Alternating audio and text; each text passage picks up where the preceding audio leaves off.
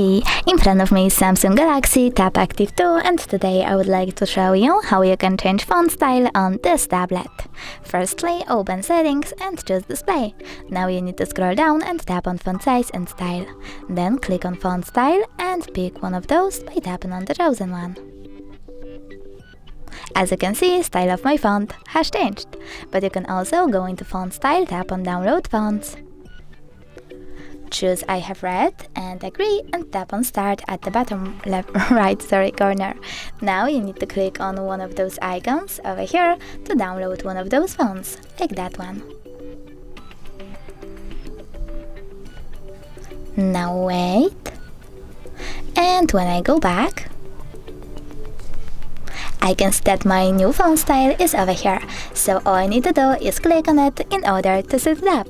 Thanks so much for watching. If you enjoyed this video, smash that like button, comment and don't forget to subscribe. Bye!